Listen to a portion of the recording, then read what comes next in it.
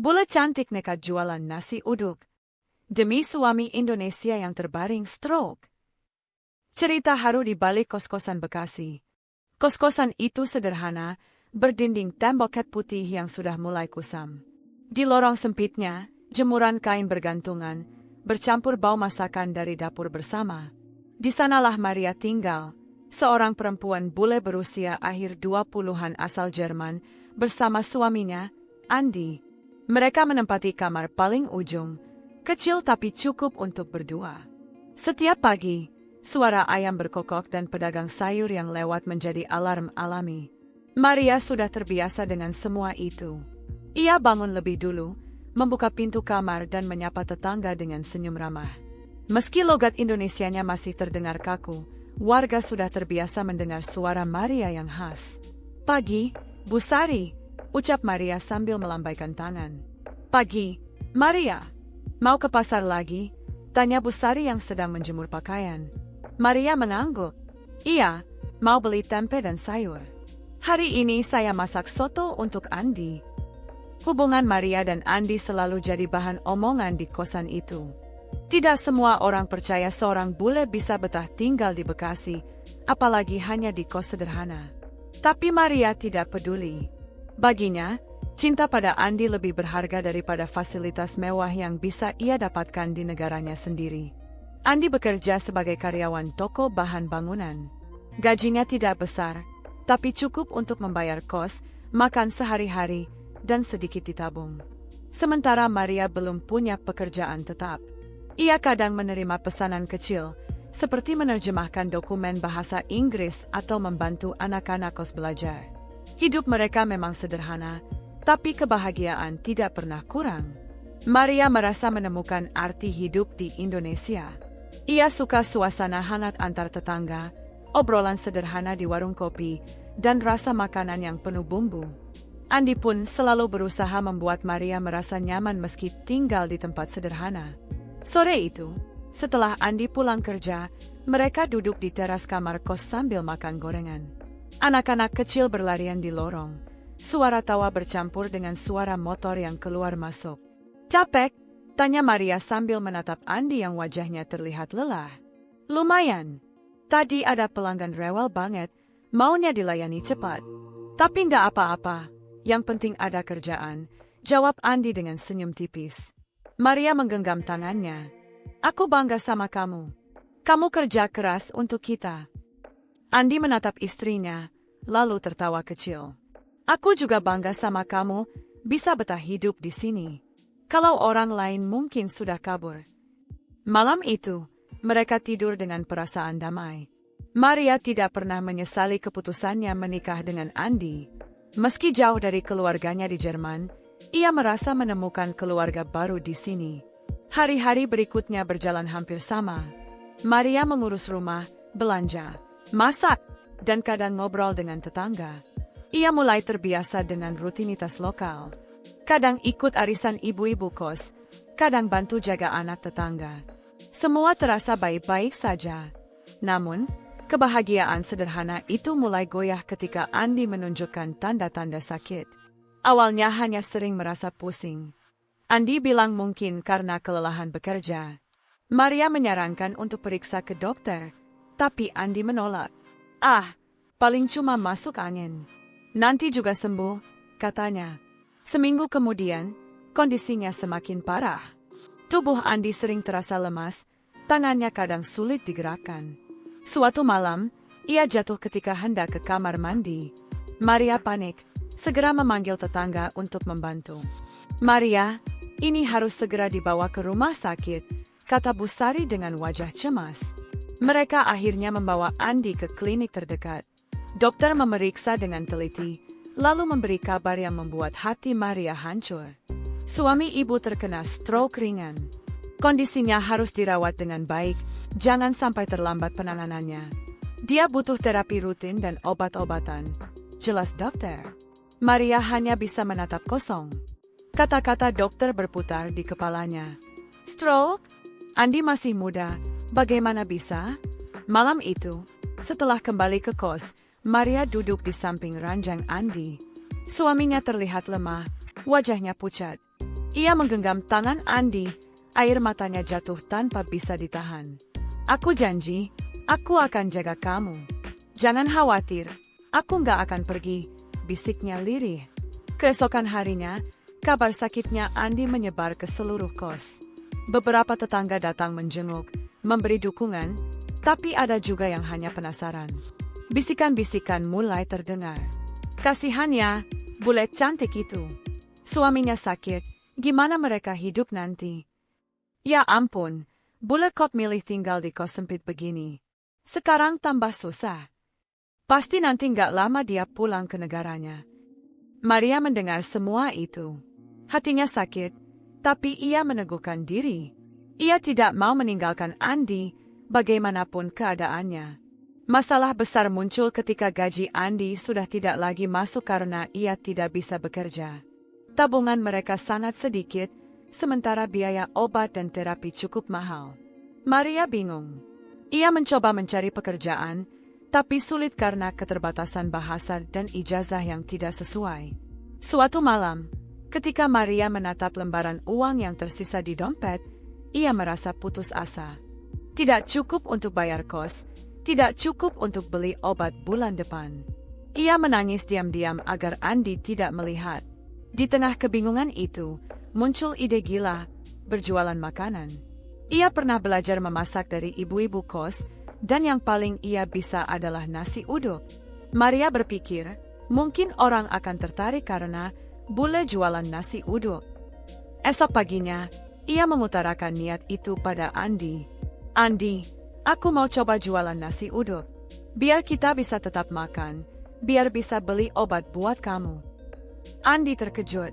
Maria, kamu yakin? Kamu nggak harus lakukan itu. Aku nggak mau kamu susah. Maria menggeleng tegas. Aku nggak peduli susah atau malu. Yang penting kamu tetap hidup. Andi terdiam. Matanya berkaca-kaca, tidak percaya bahwa istrinya rela melakukan apa saja demi dirinya. Sejak saat itu, Maria mulai belajar serius masak nasi uduk.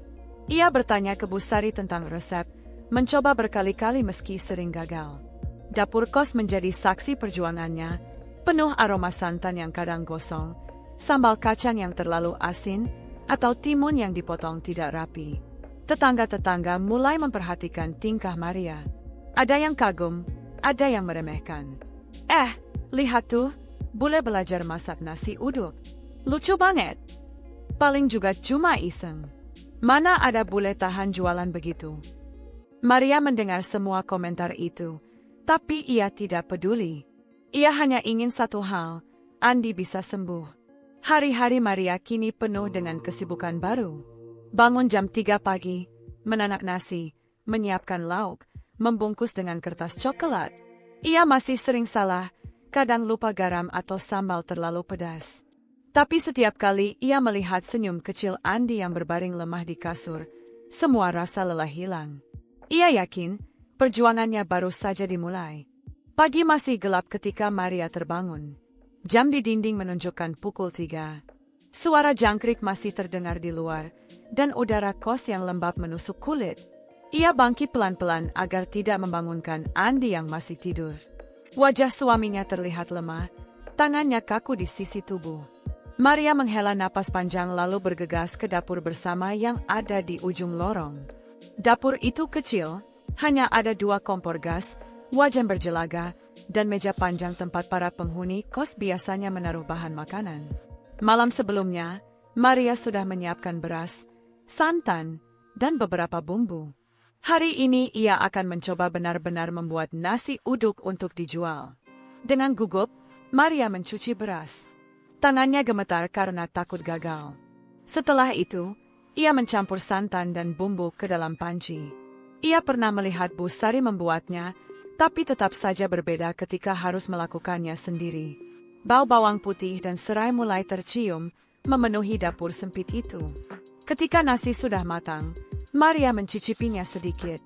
Rasa gurihnya pas, meski teksturnya agak lembek. Tidak apa-apa, ini baru awal, gumamnya dalam bahasa Indonesia yang patah-patah. Ia kemudian menyiapkan lauk sederhana, telur dadar diiris tipis, sambal kacang, dan tempe goreng. Semuanya dibungkus dengan kertas coklat. Maria membuat sekitar 20 bungkus nasi uduk, berharap bisa laku terjual di depan kos. Saat matahari mulai muncul, Maria duduk di kursi plastik di depan kos. Di hadapannya, sebuah meja kayu kecil ia jadikan etalase.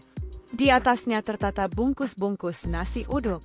Beberapa tetangga lewat, menatapnya dengan rasa ingin tahu. "Maria, kamu jualan nasi uduk?" tanya seorang bapak yang sedang berangkat kerja. Maria tersenyum kikuk. "Iya, Pak. Coba jual, murah saja. 5.000 satu bungkus." Bapak itu mengangguk tapi tidak membeli. Beberapa orang lain juga hanya lewat sambil melirik. Tak lama, Bu Sari keluar dari kamar kosnya. "Wah, Maria serius nih jualan? Hebat. Sini, saya beli 2 bungkus buat sarapan anak-anak." Maria tersenyum lega. "Terima kasih banyak, Bu." Meski begitu, setelah 1 jam duduk menunggu, hanya 2 bungkus yang laku. Sisanya tetap menumpuk di meja. Matahari semakin tinggi, keringat mengucur di dahi Maria. Dalam hati ia mulai ragu. Dari kejauhan, terdengar suara beberapa penghuni kos yang berbisik sambil menahan tawa. "Lucu banget ya, bule jual nasi uduk. Mana bisa laku, rasanya aja belum tentu enak." Kasihan, pasti terpaksa karena suaminya sakit. Maria berpura-pura tidak mendengar. Ia menunduk, menata ulang bungkus nasi uduknya. Namun hatinya terasa pedih. Ia tahu banyak orang meremehkannya, tapi ia tidak punya pilihan lain. Siang hari, sisa nasi uduk yang tidak terjual ia bawa kembali ke kamar. Andi yang sudah bangun menatapnya dengan wajah cemas. "Gimana? Laku?" tanyanya pelan. Maria mencoba tersenyum, meski matanya berkaca-kaca. "Laku 2 bungkus saja. Tapi tidak apa-apa. Besok aku coba lagi." Andi menggenggam tangannya. "Maria, kamu nggak harus susah payah begini. Aku merasa bersalah." Maria menggeleng cepat. "Tidak, Andi. Jangan bilang begitu. Aku lakukan ini karena aku mau. Aku cinta kamu. Aku tidak akan menyerah." Malam itu, Maria tidak bisa tidur. Ia terus memikirkan cara agar nasi uduknya bisa laku. Mungkin rasanya kurang pas, mungkin tampilannya tidak menarik. Ia ingat komentar beberapa orang yang meragukan kemampuannya. Rasa malu menyelimuti, tapi tekadnya lebih kuat. Keesokan harinya, Maria kembali bangun dini hari. Kali ini, ia meminta Bu Sari untuk membantunya mengoreksi resep. Bu Sari menunjukkan cara yang benar menanak nasi, mengatur api, dan membuat sambal yang lebih enak. "Sabar ya, Maria. Masak itu butuh hati. Jangan terburu-buru," kata Bu Sari sambil tersenyum. Maria mengangguk. Ia mencoba lebih teliti, mencicipi setiap bumbu sebelum dicampur. Hasilnya lebih baik dari kemarin, nasi tidak lagi lembek, sambalnya lebih pas. Hari kedua berjualan, Maria menata meja kayu dengan lebih rapi. Ia menambahkan tulisan di kertas karton, "Nasi uduk 5.000. Beberapa orang mulai mampir. Ada yang membeli karena penasaran, ada yang sekadar ingin mencoba. Namun tetap saja, banyak yang hanya tertawa kecil. Aku beli deh, mau tahu rasanya bule bikin nasi uduk." "Kalau nggak enak, jangan marah ya, Maria." Maria hanya tersenyum, meski hatinya perih. Ia menahan air mata. Baginya, lebih baik ditertawakan daripada tidak ada yang membeli sama sekali. Siang itu, ia berhasil menjual 10 bungkus. Tidak semua habis, tapi jauh lebih baik daripada kemarin. Andi tersenyum bangga ketika melihat hasilnya. "Kamu luar biasa, Maria. Aku yakin suatu hari nanti jualan kamu pasti laku banyak," kata Andi dengan suara lirih. Maria duduk di sampingnya, menggenggam tangannya erat. "Aku lakukan semua ini untuk kamu. Kita akan lewati ini bersama." Hari-hari berikutnya, Maria terus berusaha. Ia mulai bangun lebih awal, belajar cara menyajikan nasi uduk dengan daun pisang agar lebih menarik. Ia juga belajar senyum kepada setiap pembeli, meski kadang diejek. Tetangga yang dulu hanya menonton mulai terbiasa melihatnya berjualan. Ada yang mulai membantu mempromosikan, meski tidak semua. Tetap saja ada beberapa orang yang sinis. Kasihan banget ya, bule cantik harus jualan begitu. Suaminya sakit, sekarang dia yang jadi tulang punggung. Coba kalau dia pulang ke negaranya, pasti lebih enak. Komentar itu menusuk hati Maria, tapi ia memilih diam. Ia tahu banyak orang tidak akan mengerti. Yang penting baginya hanyalah satu, Andi tetap bisa makan dan mendapat obat. Suatu sore, ketika Maria sedang membereskan meja, seorang pemuda penghuni kos menghampirinya. Ia menaruh 1 lembar uang 50.000. Saya beli 5 bungkus, 4. Buat teman-teman di kamar, katanya sambil tersenyum. Maria kaget sekaligus bahagia. Terima kasih banyak. Semoga suka, ya. Pemuda itu lalu berkata, semangat terus, 4. Saya salut sama kamu. Tidak semua orang bisa kuat seperti ini. Ucapan itu membuat Maria hampir menangis. Akhirnya ada yang benar-benar menghargai usahanya, bukan hanya menertawakan. Malam harinya, Andi melihat Maria menghitung uang hasil jualan. Meski jumlahnya tidak banyak, tapi cukup untuk membeli obat tambahan. Mereka berdua merasa sedikit lega. Namun, Maria tahu perjuangan masih panjang. Besok, lusa, dan seterusnya, ia harus tetap bangun jam 3 pagi, memasak, berjualan, menahan tatapan orang, dan menghadapi cemoohan. Semua itu ia lakukan demi orang yang ia cintai. Dan di dalam hatinya, Maria mulai yakin, suatu hari nanti, nasi uduknya tidak hanya akan menghidupi mereka, tapi juga membuat orang percaya bahwa cinta bisa mengalahkan segalanya. Hari-hari Maria semakin padat. Setiap pukul 3 pagi ia sudah bangun, mencuci beras, memotong bawang, dan menanak santan. Sambil menahan kantuk, ia terus berusaha agar rasa nasi uduknya semakin enak. Tangannya sering melepuh karena terkena uap panas, tapi ia tidak pernah berhenti. Di luar kamar, lorong kos sudah akrab dengan bau santan yang merebus bersama serai dan daun pandan.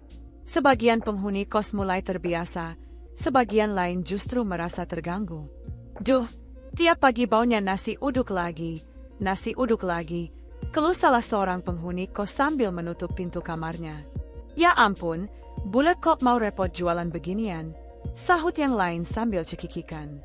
Maria mendengar suara-suara itu, meski mereka mengira ia tidak paham. Ia hanya diam, pura-pura fokus pada wajan penggorengan. Tapi dalam hati, ia merasa sedih. Andi yang sudah lebih kuat untuk duduk di kursi roda melihat wajah istrinya yang lelah. Maria, kalau kamu capek, berhenti saja. Aku tidak mau kamu sakit, katanya dengan suara pelan. Maria menoleh, tersenyum tipis. Aku capek, tapi kalau aku berhenti, kita makan apa? Obat kamu siapa yang beli? Andi terdiam. Ia tahu istrinya benar. Namun hatinya hancur melihat perempuan yang ia cintai harus menanggung beban begitu berat. Hari itu, Maria membawa dagangannya ke depan kos. Ia sudah menyiapkan 40 bungkus nasi uduk, berharap bisa laku banyak. Pagi mulai ramai. Anak-anak sekolah lewat, bapak-bapak berangkat kerja, ibu-ibu menunggu ojek. Beberapa orang singgah membeli, tapi banyak juga yang hanya menatap sambil bergumam. Lucu banget sih, beli nasi uduk buatan bule. Entah enak atau enggak, tapi coba aja. Kalau foto bule jualan terus upload di sosmed, pasti viral.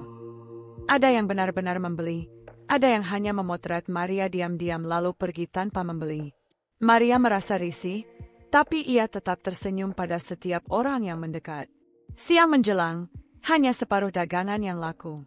Sisanya ia bawa masuk lagi ke kamar kos. Hasil penjualan hari itu pas-pasan, bahkan kurang untuk menutup biaya obat. Maria duduk di lantai, menunduk, wajahnya pucat. Andi menghampiri dengan kursi rodanya. Sayang, tidak usah terlalu dipaksa. Aku bisa bertahan dengan obat seadanya. Maria langsung menggeleng. Tidak, Andi, kamu butuh terapi. Aku tidak mau kamu semakin parah. Air matanya menetes, bercampur rasa putus asa. Malam itu, Maria benar-benar merasa ingin menyerah. Ia menangis sendirian di kamar mandi, menggigit bibir agar suara tangisnya tidak terdengar tetangga. Ia merasa malu, merasa gagal. Namun keesokan harinya, ia kembali bangun jam 3. Tubuhnya lelah, tapi pikirannya keras kepala. Ia mencoba lagi, membuat nasi uduk dengan bumbu yang lebih kaya. Kali ini ia menambahkan lauk baru, bihun goreng dan ayam suwir. Modalnya bertambah, tapi ia berharap bisa menarik pembeli lebih banyak. Pagi itu, beberapa pembeli memang datang. Ada seorang ibu yang berkata, "Rasanya enak juga, Maria. Saya beli lagi besok ya." Kata-kata itu sedikit menghibur hati Maria. Tapi bersamaan dengan itu, masalah lain muncul. Beberapa pedagang nasi uduk di sekitar kos merasa tersaingi. Mereka melihat banyak orang penasaran dengan dagangan Maria hanya karena ia bule. Gara-gara bule itu, jualanku jadi sepi, kata seorang pedagang yang warungnya tak jauh dari situ. Iya, padahal nasi uduknya biasa aja. Orang-orang cuma penasaran doang. Kabar itu sampai juga ke telinga Maria. Ia merasa bersalah. Ia tidak berniat merebut pelanggan orang lain. Ia hanya ingin bertahan hidup. Tapi gosip mulai menyebar bahwa ia tidak pantas berjualan karena bukan orang lokal. Suatu pagi, saat Maria membuka meja dagangannya, ada ibu-ibu yang melintas sambil melontarkan kata-kata sinis. "Bule ajaib, jualan nasi uduk. Besok-besok mungkin jualan pecel lele juga," katanya dengan nada mengejek. Yang lain tertawa, paling juga bentar lagi berhenti. Mana tahan bule kayak gitu. Maria menahan air matanya. Ia mencoba tetap melayani pembeli dengan senyum, meski hatinya remuk. Hari itu, dagangannya hanya laku setengah. Ia menatap sisa nasi uduk yang tidak terjual dengan perasaan hampa. Uang yang terkumpul tidak cukup, bahkan kurang dari hari sebelumnya. Malamnya, Maria berbicara dengan Andi. "Andi, aku takut. Kalau begini terus, kita tidak bisa bertahan. Aku tidak tahu harus bagaimana." Andi terdiam lama, lalu berkata pelan, "Maria, mungkin memang sebaiknya kamu pulang ke Jerman. Hidupmu akan lebih mudah di sana. Aku tidak mau kamu menderita gara-gara aku." Maria kaget. "Apa? Tidak. Aku tidak akan meninggalkan kamu. Kita menikah untuk selamanya, bukan hanya saat senang. Aku tidak akan pulang." Air mata mengalir di pipi Maria. Ia memeluk Andi dengan erat. Meski hatinya hancur, tekadnya semakin kuat. Keesokan harinya, ia kembali berjualan. Kali ini, ia memutuskan untuk berjalan keliling, menawarkan nasi uduknya ke rumah-rumah sekitar. Dengan keranjang besar berisi bungkus nasi uduk, Maria berjalan menyusuri gang sempit. Beberapa orang membeli karena iba, beberapa menolak dengan kasar. "Tidak usah, Bu. Saya langganan sama orang lain." Meski ditolak, Maria tetap mencoba. Ia sadar ini bukan jalan mudah, tapi ia tidak bisa berhenti. Di tengah lelah, ia terus mengulang kata-kata dalam hatinya. "Aku lakukan ini untuk Andi. Aku tidak boleh menyerah." Hari itu, meski penuh penolakan, dagangannya hampir habis. Maria pulang ke kos dengan langkah gontai. Tubuhnya basah keringat, tapi senyumnya tipis. Untuk pertama kalinya, ia berhasil menjual hampir semua bungkus. Namun malamnya, tubuhnya demam. Ia terlalu lelah. Andi panik melihat istrinya menggigil. "Maria, kamu harus istirahat. Jangan paksa dirimu." Maria berbaring dengan wajah pucat. "Aku hanya ingin kita bisa bertahan, Andi." Andi menggenggam tangannya erat. Air mata jatuh di pipinya. "Aku tidak pantas. Maria, kamu terlalu baik. Aku harusnya yang kerja keras, bukan kamu." Malam itu, kamar kos kecil itu penuh dengan rasa sakit, cinta, dan ketakutan. Maria tahu jalan mereka masih panjang. Tapi di dalam hatinya, meski tubuhnya lemah, ia berjanji tidak akan berhenti berjuang. Pagi itu, Maria kembali membuka meja kecil di depan kos. Tubuhnya masih lemah setelah sempat demam 2 hari, tapi ia memaksa berdiri. Wajahnya pucat, matanya sembab, namun ia tetap menyapa pembeli dengan senyum. Hari itu berbeda dari biasanya. Seorang anak muda dengan kamera vlog datang mendekat. Ia tampak penasaran dengan kerumunan kecil di depan meja Maria. Beneran ada bule jualan nasi uduk, guys, kata anak muda itu sambil menyalakan kameranya. Gue harus cobain nih. Maria tidak begitu paham dengan apa yang ia lakukan, tapi tetap melayani. Anak muda itu merekam semua proses. Maria menyendok nasi, menambahkan bihun, telur, dan sambal. Setelah mencicipi, ia berteriak, "Wah, enak juga ternyata. Bumbunya mantap. Gak nyangka bule bisa masak nasi uduk kayak gini." Orang-orang yang tadinya hanya lewat jadi berhenti. Ada yang langsung ikut membeli. Dalam waktu 1 jam, dagangan Maria ludes habis. Maria terkejut, tidak menyangka semuanya bisa terjual secepat itu. Anak muda tadi lalu pamit. "Terima kasih ya, Mbak. Video ini gue upload ke YouTube. Semoga banyak yang tahu." Maria hanya mengangguk sambil mengucapkan terima kasih. Ia tidak terlalu mengerti seberapa besar pengaruh YouTube, tapi ia merasa hari itu adalah hari yang baik. Keesokan harinya, benar saja, sejak pagi buta, banyak orang sudah berdiri di depan kos. Mereka bilang datang setelah melihat video Maria yang viral semalaman. "Wah, ini bule yang jual nasi uduk, ya. Ibu saya minta dibungkusin 10, katanya buat arisan. Foto dulu ya, Bu. Nanti saya upload." Maria sampai kewalahan. 40 bungkus nasi uduk yang ia siapkan habis hanya dalam setengah jam. Banyak yang kecewa karena tidak kebagian. Andi yang duduk di kursi roda hanya bisa menatap dengan campuran haru dan khawatir. Ia senang melihat usaha istrinya ramai, tapi juga cemas apakah Maria sanggup menanggung beban sebesar itu. Hari-hari berikutnya semakin ramai. Maria mulai menambah porsi dagangan, sampai 80 bungkus. Tetangga kos yang dulu sering mengejek kini justru ikut membantu. Ada yang menawarkan meja tambahan, ada yang ikut mengupas bawang. Namun tidak semua orang senang. Pedagang nasi uduk di sekitar merasa tersisih. Warung mereka sepi karena pembeli lebih memilih beli dari Maria. Suatu siang, 2 orang pedagang mendatangi Maria. Mereka menatapnya dengan wajah kesal. "Bu, kami minta tolong, jangan jualan di sini lagi. Dagangan kami jadi sepi gara-gara ibu," kata salah seorang dengan nada keras. "Betul. Ini wilayah kami. Dari dulu kami yang jualan di sini. Boleh nggak usah ikut-ikutan," tambah yang lain. Maria bingung. Ia mencoba menjelaskan dengan bahasa Indonesia seadanya, "Saya tidak mau lawan. Saya hanya mau jual, untuk suami sakit."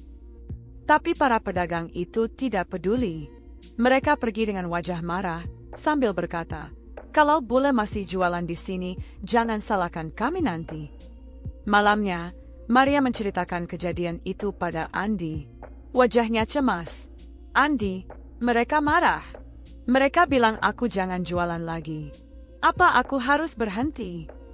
Andi menarik napas panjang. "Kalau kamu berhenti, kita kembali ke nol. Tapi kalau kamu teruskan, bisa jadi masalah." "Aku tidak tahu, Maria." Maria menatap Andi lama. "Aku tidak akan berhenti. Aku lakukan ini untuk kita. Kalau mereka marah, aku akan tetap kuat." Keesokan paginya, Maria kembali berjualan seperti biasa. Ia sengaja membuat lebih banyak porsi karena yakin pembeli tetap datang. Dan benar saja, dagangannya tetap habis. Namun siang harinya, masalah datang. Saat Maria masuk kamar untuk membereskan sisa peralatan, ia menemukan plastik sampah berisi nasi basi dan sambal busuk ditumpahkan di depan pintu kosnya. Bau menyengat memenuhi lorong. Beberapa tetangga kos membantu membersihkan, tapi Maria hanya bisa terdiam. Ia tahu ini bukan perbuatan iseng anak kecil. Ia paham maksudnya, ancaman. Malam itu, Maria menangis di samping Andi. "Kenapa mereka jahat sekali, Andi? Aku tidak merugikan siapapun. Aku hanya ingin kamu sembuh." Andi menggenggam tangannya. "Sayang, orang bisa iri kalau kita berhasil. Tapi aku bangga padamu. Kamu tidak menyerah." Hari-hari berikutnya Maria tetap berjualan meski penuh ancaman. Ia memilih tidak menanggapi gosip, tidak membalas ejekan. Ia hanya fokus pada nasi uduk, pada pelanggan, dan terutama pada Andi. Namun tekanan semakin berat. Suatu pagi, wajan penggorengan milik Maria hilang. Ia panik mencari kemana-mana, tapi tidak ada. Tetangga kos berkata mungkin ada yang sengaja mencuri. Maria akhirnya meminjam wajan dari ibu kos agar bisa tetap berjualan. Ia tidak ingin pelanggan kecewa. Meski begitu, pelanggan justru semakin banyak. Nama Maria semakin dikenal, bahkan ada media lokal yang datang meliput. Mereka menulis artikel berjudul, "Bule cantik jualan nasi uduk di Bekasi untuk suami sakit stroke." Artikel itu menyebar cepat di media sosial. Banyak yang terharu, banyak yang kagum. Namun, semakin ramai pemberitaan, semakin kuat juga kebencian dari sebagian pedagang lokal. Sampai suatu malam, saat Maria sedang membereskan sisa dagangan, ia mendengar suara keras dari luar kos. "Dasar bule sok-sokan. Pulang aja ke negerimu." Maria terdiam, wajahnya pucat. Ia tidak keluar kamar. Andi yang mendengar juga hanya bisa menatap istrinya dengan mata berkaca-kaca. Di dalam hati, Maria mulai merasa takut. Tapi ia juga tahu, jika ia menyerah sekarang, perjuangannya selama ini sia-sia. Ia memutuskan untuk bertahan, apapun risikonya.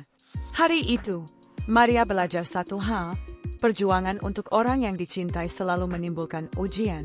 Dan ia siap menghadapinya. Pagi itu, Maria membuka lapaknya dengan perasaan cemas. Malam sebelumnya, ia mendengar suara gaduh di luar kos. Beberapa orang berteriak dengan nada marah.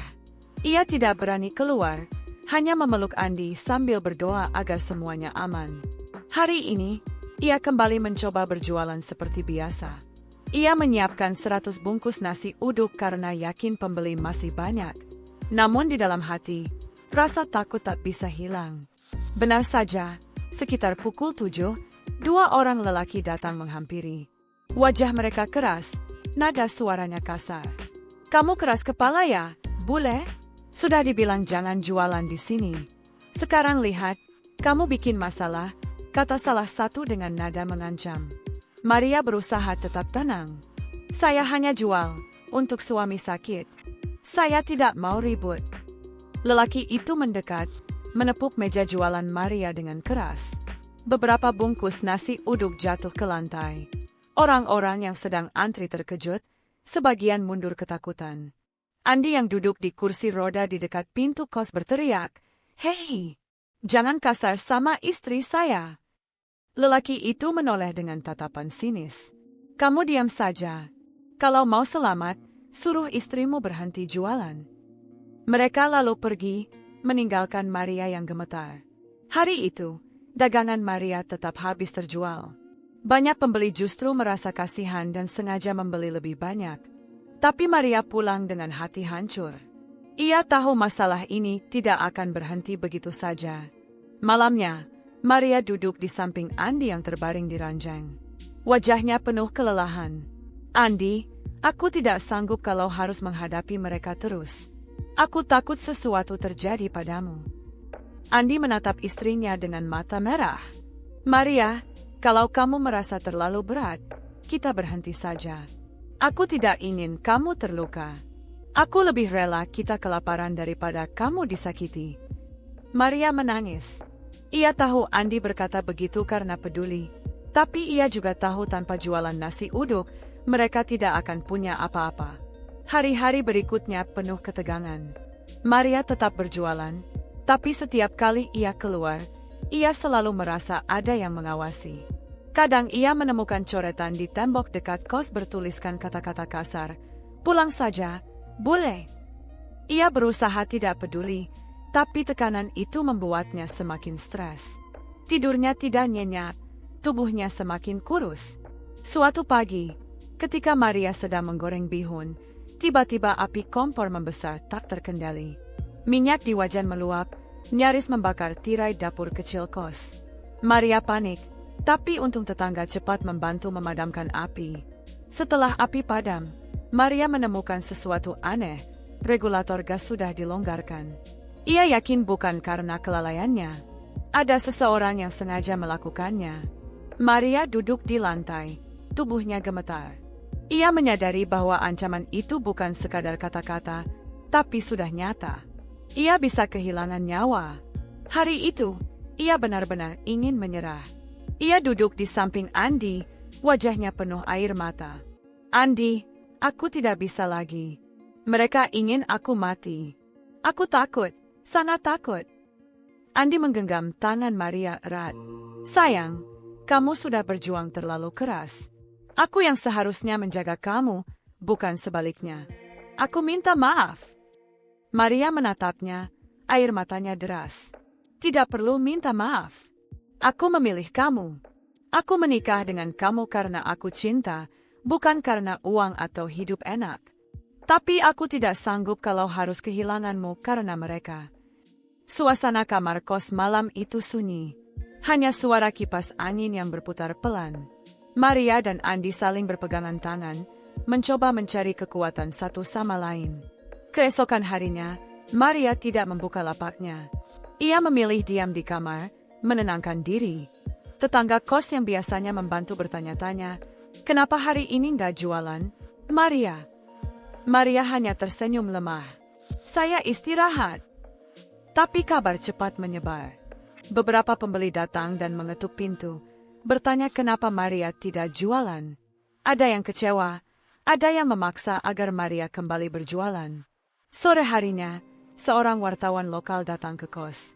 Ia ingin mewawancarai Maria setelah mendengar kabar bahwa Maria mendapat ancaman. Maria bingung, tapi akhirnya setuju. Dalam wawancara itu, Maria bercerita dengan bahasa seadanya. Saya hanya mau cari uang untuk suami sakit. Saya tidak mau lawan orang. Saya hanya mau kerja. Wawancara itu kemudian tayang di televisi lokal dan menyebar luas di media sosial. Banyak orang terharu, banyak yang marah mendengar Maria diancam hanya karena berjualan. Dukungan mengalir deras. Esoknya, Maria kaget melihat banyak orang datang ke kosnya. Ada yang membawa bingkisan, ada yang sekadar ingin menyemangati. Bahkan ada komunitas yang menawarkan bantuan hukum jika Maria diintimidasi lagi. Namun di balik semua dukungan itu, Maria tahu ancaman belum hilang. Ia masih merasa takut setiap kali keluar kamar. Ia masih cemas setiap kali menyalakan kompor. Malam itu, Andi menatap istrinya lama. Maria, aku tahu kamu kuat, tapi aku juga tahu kamu manusia. Kamu bisa lelah. Kalau kamu mau berhenti, tidak ada yang akan menyalahkanmu. Kita bisa cari cara lain. Maria menggeleng. Tidak, Andi. Aku tidak mau berhenti. Kalau aku berhenti, mereka menang. Aku tidak mau hidup kita ditentukan oleh orang-orang yang membenci kita. Aku akan terus jualan, tapi kita harus hati-hati. Andi tersenyum tipis, meski matanya berkaca-kaca. Kamu luar biasa, Maria. Aku bangga padamu. Hari itu menjadi titik balik dalam hati Maria. Ia sadar perjuangan ini bukan hanya soal mencari nafkah, tapi juga soal mempertahankan martabat dan cintanya pada suami. Ia tidak tahu apa yang akan terjadi besok, tapi ia tahu satu hal, ia tidak akan menyerah. Pagi itu, Maria kembali bangun jam 3. Meski masih ada rasa takut, ia sudah lebih tenang. Setelah wawancara di televisi lokal beberapa hari lalu, dukungan masyarakat mulai berdatangan. Ada yang membantu membelikan bahan, ada yang menyumbangkan peralatan masak baru. Bahkan seorang pengacara datang ke kos, menawarkan perlindungan hukum jika Maria kembali diintimidasi. Maria merasa tidak sendirian lagi. Untuk pertama kalinya, ia bisa tersenyum sambil menanak nasi uduk tanpa dihantui rasa cemas yang berlebihan. Andi duduk di kursi roda, memperhatikan istrinya. Kamu kelihatan lebih tenang sekarang. Maria menoleh sambil tersenyum. Ya, aku rasa kita tidak sendiri. Banyak orang baik yang bantu kita. Andi mengangguk pelan. Aku masih merasa bersalah. Kamu harus kerja keras begini untuk aku. Maria menghentikan kegiatannya sejenak, lalu menatap suaminya. Andi, jangan pernah bilang begitu lagi. Kita menikah untuk saling menjaga. Aku lakukan ini karena aku mau, bukan karena aku terpaksa. Hari itu, Maria menyiapkan lebih banyak nasi uduk. Ia ingin memastikan semua pembeli yang sudah jauh-jauh datang tidak kecewa. Pukul 6 pagi, antrean sudah mengular di depan kos. Beberapa orang datang sambil membawa kamera ponsel, ingin mendokumentasikan pengalaman membeli nasi uduk dari bule. Meski ramai, suasana jauh lebih aman. Beberapa pemuda kampung yang tergabung dalam Karang Taruna bahkan menawarkan diri membantu menjaga antrean agar tidak ada keributan. Mereka bilang, "Tenang aja, Mbak Maria. Kami jaga di sini. Kalau ada yang ganggu, biar kami yang hadapi." Maria terharu mendengarnya. Ia tidak pernah menyangka orang-orang yang dulu hanya menonton, kini rela ikut melindungi. Di tengah kesibukan itu, seorang wartawan televisi nasional datang. Ia ingin meliput langsung suasana jualan Maria yang kini viral di seluruh Indonesia. Kamera menyorot Maria yang sibuk melayani pembeli, sementara Andi duduk di kursi roda di sampingnya. Wartawan itu bertanya, "Maria, apa yang membuat Anda tetap bertahan meski banyak rintangan?" Maria menatap kamera dengan wajah lelah tapi penuh keyakinan. "Karena saya cinta suami saya. Saya tidak mau menyerah. Saya percaya kalau kita kerja keras dan sabar, pasti ada jalan." Pernyataannya sederhana, tapi membuat banyak orang yang menonton kemudian menangis haru. Beberapa hari setelah liputan itu tayang, Maria dan Andi mendapat undangan untuk hadir di sebuah acara amal yang diadakan komunitas peduli kesehatan. Mereka ingin membantu biaya pengobatan Andi. Awalnya Maria ragu, tapi Andi membujuknya untuk datang.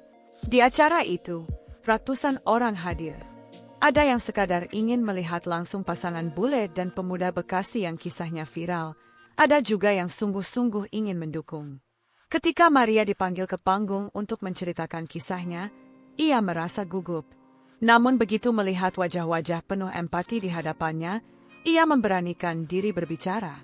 "Saya tidak pernah menyangka hidup saya akan seperti ini. Saya pikir menikah berarti hidup bahagia selamanya. Tapi kenyataannya penuh tantangan. Meski begitu, saya tidak pernah menyesal menikah dengan Andi. Karena cinta bukan tentang senang saja, tapi juga tentang bertahan saat susah." Penonton memberikan tepuk tangan panjang. Beberapa orang meneteskan air mata. Acara amal itu berhasil mengumpulkan dana yang cukup besar untuk membantu terapi Andi. Dokter spesialis yang hadir juga menawarkan perawatan intensif dengan potongan biaya. Maria hampir tidak percaya semua ini nyata. Hari-hari berikutnya menjadi lebih baik. Andi mulai bisa menjalani fisioterapi rutin. Perlahan, ia bisa menggerakkan tangannya sedikit demi sedikit. Meski jalannya masih tertatih dan harus dengan bantuan, itu sudah kemajuan besar. Maria semakin bersemangat. Ia tetap berjualan nasi uduk, tapi kini dengan dukungan penuh dari warga sekitar. Para pedagang yang dulu iri akhirnya luluh. Ada yang datang meminta maaf, ada yang bahkan mengajak bekerja sama. Suatu pagi, pedagang nasi uduk yang dulu mengancam datang ke kos Maria. Wajahnya malu, matanya menunduk. "Maafkan saya, Bu. Saya dulu iri. Saya pikir Bu Maria merebut rezeki saya. Ternyata saya salah. Rezeki itu luas, dan saya tidak pantas mengganggu orang yang sedang berjuang." Maria terdiam sejenak, lalu tersenyum kecil. "Tidak apa-apa. Yang penting sekarang kita damai." Sejak itu, hubungan dengan para pedagang sekitar menjadi lebih baik. Bahkan mereka sesekali saling membantu, misalnya berbagi bahan saat ada yang kekurangan. Waktu terus berjalan. Nasi uduk buatan Maria semakin terkenal. Banyak pelanggan tetap, dari anak sekolah sampai pekerja kantoran. Bahkan ada yang datang dari luar kota hanya untuk mencoba. Namun bagi Maria, semua itu bukanlah tujuan utama. Baginya, yang terpenting adalah Andi perlahan pulih. Melihat suaminya bisa berdiri walau hanya sebentar, atau mendengar tawa kecilnya kembali, sudah cukup membuat semua lelahnya terbayar. Suatu malam, Maria dan Andi duduk di depan kos, menikmati udara sejuk setelah hujan. Andi memegang tangan Maria erat. "Maria, aku tidak tahu bagaimana membalas semua yang kamu lakukan. Kalau bukan karena kamu, mungkin aku sudah menyerah sejak lama. Maria menatapnya sambil tersenyum. Kamu tidak perlu balas apa-apa. Cukup kamu berusaha sembuh, itu sudah cukup bagiku. Andi mengangguk, matanya berkaca-kaca. Aku janji, aku akan sembuh. Biar nanti aku yang gantian bekerja, dan kamu bisa istirahat. Maria tertawa kecil, air matanya ikut jatuh. Aku tidak butuh kamu gantian kerja. Aku hanya butuh kita bersama, apapun keadaannya. Malam itu, untuk pertama kalinya setelah sekian lama, Maria merasa benar-benar damai. Ia tahu jalan hidup mereka tidak akan selalu mudah. Masih banyak tantangan di depan. Tapi ia juga tahu, mereka bisa melewatinya bersama. Kisah mereka mungkin hanya kisah kecil di sebuah kos-kosan di Bekasi, tapi bagi Maria, itu adalah kisah cinta terbesar dalam hidupnya. Cinta yang tidak diukur dari harta atau kemewahan, melainkan dari kesediaan untuk berjuang, bertahan, dan saling menguatkan. Dan di tengah kesederhanaan itu, mereka menemukan kebahagiaan yang sesungguhnya. Tamat.